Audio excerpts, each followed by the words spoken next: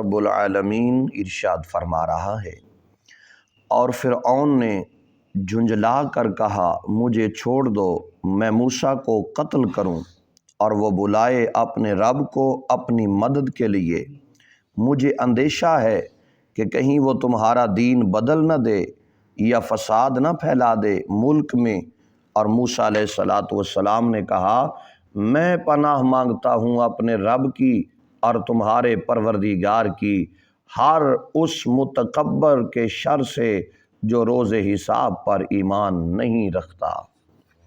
محترم حضرات، قرآن کریم فرقان حمید کی ان آیات بینات میں اللہ رب العالمین دور موسوی اور فرعون کے زمانے کی گفتگو ارشاد فرما رہا ہے، اور ارشاد فرمایا کہ یہ فرعون بڑا چالاک اور شاطر تھا۔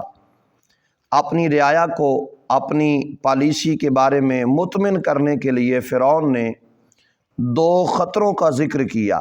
پہلی بات تو اس نے یہ بتائی کہ اگر تم نے موسیٰ علیہ السلام کے خلاف کوئی کارروائی نہ کی تو یہ تمہارے عقائد و نظریات کی امارت کو ختم کر دے گا۔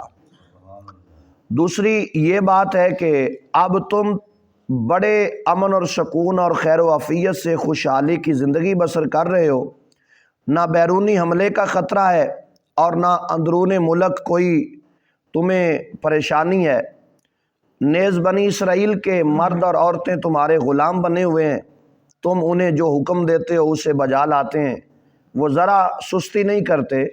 اگر موسیٰ کی دعوت کو پذیرائی نصیب ہو گئی تو یاد رکھو بغاوت کے شعلے بھڑک اٹھیں گے، پسماندہ اور مفلوج الحال لوگ تمہاری بالادستی کے خلاف اٹھ کھڑے ہوں گے اور ملک بھر میں فتنہ فساد کی آگ بھڑکا دیں گے۔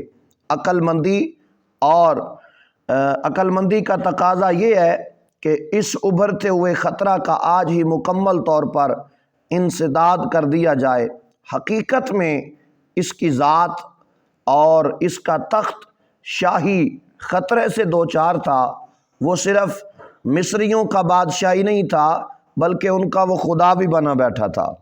اس نے سوچا اگر موسیٰ علیہ السلام اپنی تبلیغ میں کامیاب ہو جاتے ہیں تو لوگ اس کی خدائی کو ماننے سے انکار کر دیں گے، وہ صرف اللہ کی بندگی کو قبول کریں گے، اور نیز اس ظلم و ستم کی پھر اس حاکم قوم کو اجازت نہ ہوگی۔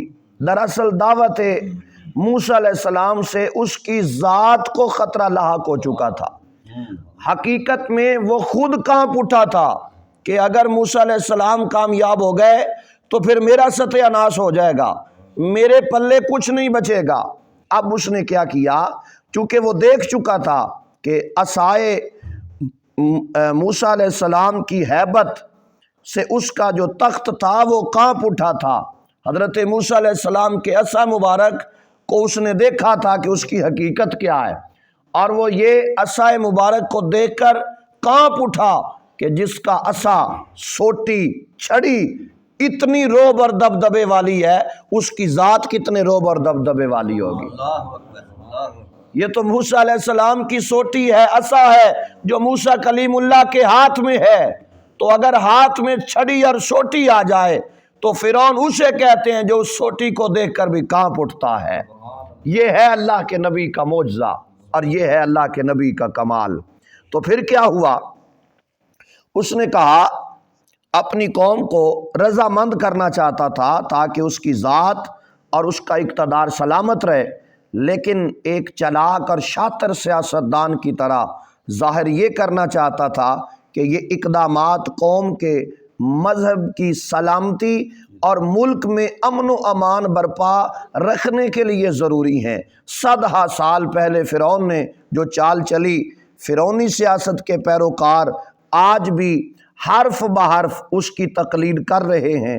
جب بھی کوئی اللہ تعالیٰ کا بندہ اور ان کی دھاندلیوں کے خلاف آواز بلند کرتا ہے اور اس ظالمانہ نظام کو بدلنے کے لیے اٹھ کھڑا ہوتا ہے تو ان عقل کے اندھوں کو یہ توفیق تو نہیں ہوتی کہ وہ اپنی خامیوں کی اصلاح کر لیں اور جود و ستم کا جو بازار انہوں نے گرم کر رکھا ہے اس کی جگہ قانون کی فرما برائی بحال کریں، الٹا وہ لٹھ لے کر ان نیک بندوں کے پیچھے پڑ جاتے ہیں، ان کو فسادی اقتدار کا بھوکا اور معلوم نہیں کن کن الزامات سے بدنام کرنا شروع کر دیتے ہیں۔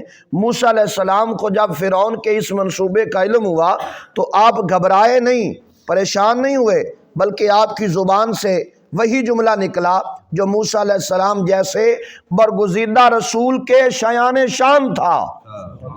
سبحان اللہ، کیا جملہ نکلا؟ آپ نے فرمایا مجھے اکیلا نہ سمجھو۔ حضرت موسیٰ علیہ السلام نے فرمایا مجھے اکیلا نہ سمجھو، یہ تمہاری خام خیالی ہے، مجھے اس ذوالجلال کی پناہ اور حمایت حاصل ہے جو میرا بھی رب ہے اور تمہارا بھی مالک ہے، جو میرا بھی رب ہے اور تمہارا بھی مالک ہے۔ تم لاکھ اس کی بندگی کا رشتہ توڑنا چاہو، تم فرعون کو اپنا خدا سمجھتے رہو، تم حقیقت کو بدل نہیں سکتے، بندے پھر بھی تم اسی رب کے ہو جس کا میں بندہ ہوں۔ میں نے ہر متکبر اور سرکش کے شر سے اس کے دامن رحمت میں پناہ لی ہوئی ہے، تم میرا بال بھی نہیں اکھاڑ سکتے۔ اور فرمایا میرا مالک وہ ہے، میرا خالق وہ ہے، جب تک میں زندہ ہوں میں اس کی وحدانیت کا ہوکہ دیتا رہوں گا۔ تو محترم حضرات، معلوم ہو گیا، پتہ چل گیا قرآن کی اس آیت کے ضمن میں کہ آج جو اپنی اس ملک کے اندر رہتے ہوئے، وہ ملک کوئی بھی ہو، اس ملک پاکستان کے ہم باشندے ہیں، اگر ہم حق کی آواز بلند کرتے ہیں بدلے میں لاٹھیوں کے ساتھ مارا جاتا ہے تو پھر سمجھ جاؤ کہ یہ حکمران اور یہ لوگ کس کی نسل سے ہیں۔ اللہ تبارک و تعالیٰ اپنے محبوب کے صدقے ہم سب کو صحیح معنوں میں حق کے لیے آواز بلند کرنے کی توفیق عطا فرمائے، اور یہ پاکستان میں جو فرعونیت چل رہی ہے اللہ اس سے ہمیں نجات عطا فرمائے، اور پاکستان میں اللہ تعالیٰ نظام مصطفیٰ کا نفاذ فرمائے۔ اللہ تعالیٰ اپنے محبوب علیہ الصلوۃ والسلام کے تصدق اور توسل سے ہم سب کو صحیح معنوں میں حضور کی سچی پکی غلامی نصیب فرمائے، آمین بجاہ النبی الامین۔